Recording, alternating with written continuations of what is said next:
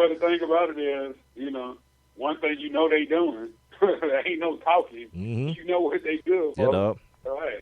Yeah. Little fun for everybody. I remember when I was a kid, I heard Ice-T say, pimping ain't lying to a broad. Pimping is waking up in the morning, having 3 broads arguing over who gonna cook you breakfast. You damn right. That is pimping. Exactly. Church. Let's go home, everybody. The doors are open. Churches are adjourned. Moving on to the world of the NBA real quick. Playoffs coming up in about a week and a half. Hawks got a big one yesterday. Big one, maybe an overstatement. Got a nice. They pushed it in against the against the Bucks yesterday. The Greek freaking those boys. Yeah, they got it pushed in. Bad part about that, our guy Dennis Schroeder got a toe injury. So I don't know how bad it is, but yeah, he's got a toe injury. Good part about that, our dude Kyle Korver just went ballistic for about 60 seconds. About 65 seconds, this dude just went off for 11 points. Yeah, had a Reggie Miller moment. Well, it wasn't quite a Reggie Miller moment, but you know what I'm saying. Yeah, it was awesome, dude. Only 11 points he scored all game, man. After the game, he talked about something that I mentioned the other day, adjusting to that mask on his face. You know what, I just needed one to go in, and then one finally did, and I was like, let's go. I had been so frustrated shooting this mask on my face, and it's something I got to get past. Yeah, man. Like told you, man, these shooters, man, they're like putters, man. They're like golfers and kickers, man.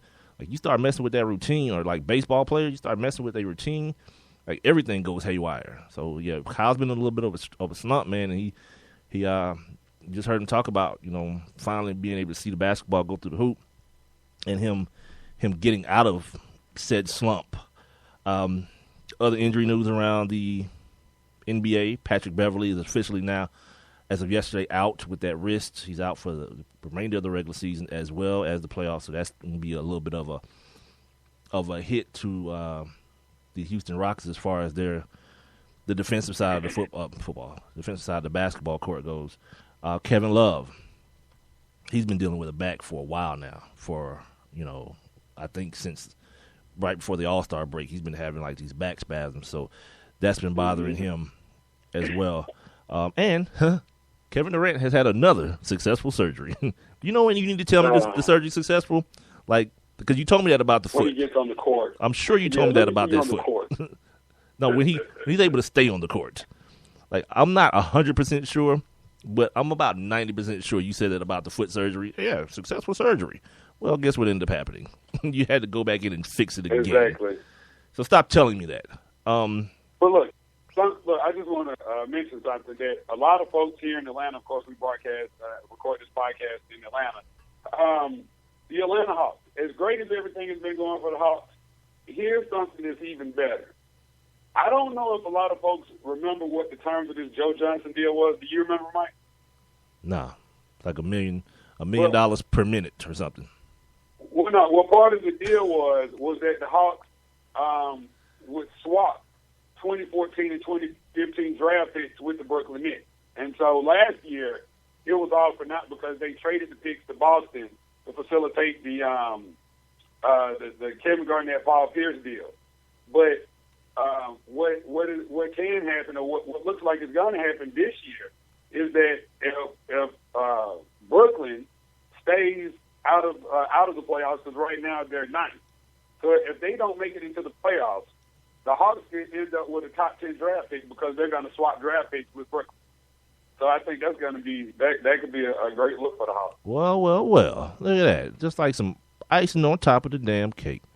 Yeah, that we end up we could win the championship possibly, and still end up in the lottery. Speaking of this Brooklyn squad, like just speaking of period, this whole situation that's going on in the Eastern Conference, where like these like bum ass teams is like they got 32 wins, man, and they're like a game out of the eighth spot. Yeah, yep. That's ridiculous. Yep.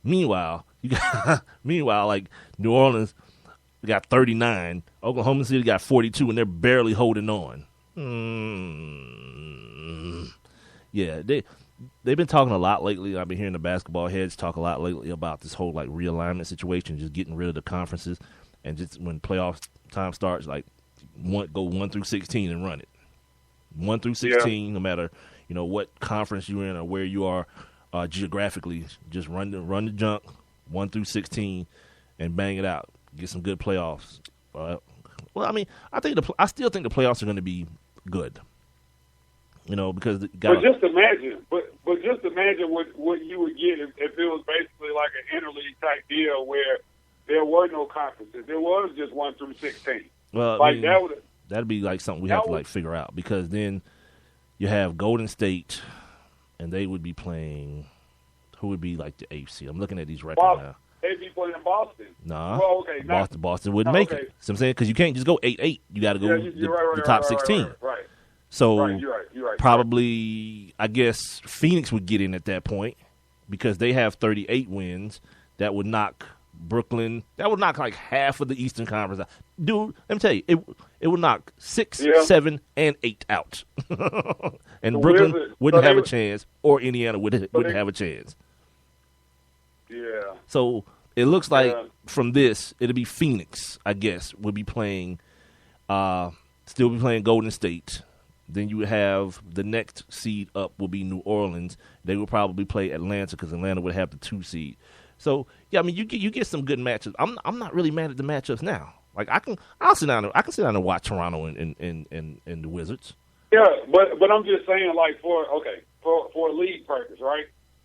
Just think about it. Like I said, I mean, if you could eliminate Boston, Miami, Milwaukee, and I guess Washington would make it in with 41 wins, but yeah, they would make it in. So if you eliminated those teams, and then you just gave me the Knicks best 11 teams, whether and they would be from the West. Right, it would be everybody that's already in plus New Orleans, Phoenix, and Miami. Miami would make it in. They would make it in over Utah.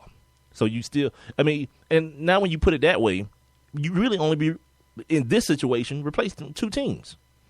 So it's not really going to make that huge of a difference. As I guess it's because we understand what the star power is and what the level of competition is in the Western Conference. It seems like it'll be a big deal, but then when you actually put eyes on it, yeah, you end up replacing 2 teams with 2 teams that really ain't that good. I mean, yeah, I want to see. But don't you inevitably come out with like truly the best team winning the tournament? I mean, if you're able to not based on the last 2 teams in. Like, I mean, if I let Phoenix and New Orleans in, that's not going to give me a better champion than the way it is now. There's still 2 pretty bad teams. There's just 2 bad teams in the West. Hold on, you saying Miami would still make it in? Yeah, Miami would make it in with their 34 wins because Utah has 33. So it'd be 10 from the West, and 1, 2, 3, 4, 5, 6. Sorry, Miami would not make it in. I'm sorry, Miami would be the first team out. Right. So Miami, Boston, and Brooklyn would be out of contention altogether. Brooklyn would still be 9 in the current format, but they'd be out of contention altogether because Utah has won 33 games. Oh, wait a minute, what am I saying? No, Phoenix, has won 38 games.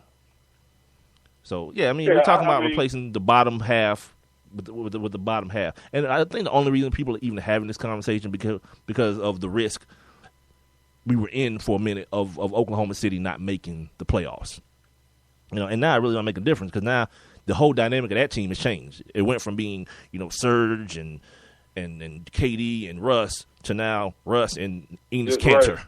No, Enes Kanter's there. So you got that whole situation, but whatever. Now you're a true AC. That team looks like an AC. And Golden State is going to rip them to shreds because, yeah, that stuff that Russ been doing, trying to make this push, it's playoff basketball now. It's time for the playoffs. That ain't gonna be happening. They're gonna shred Oklahoma City. This is gonna happen. It's gonna happen quick, fast, and hard. Yes, Booty Warrior style. But looking like in the West, like dude, I think the matchup, once this thing is finally settled in a couple of days, Dude, I think San Antonio can eliminate Houston from this playoff. Everybody's saying that. Yeah. And it's, I think they can. Straight up, like how do you not say that? Like how do you ever count them out?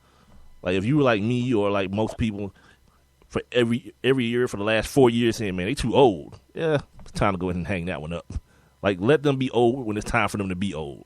Like when it's like the killer in the Scary Movie. Like let him be dead when he's really, really dead.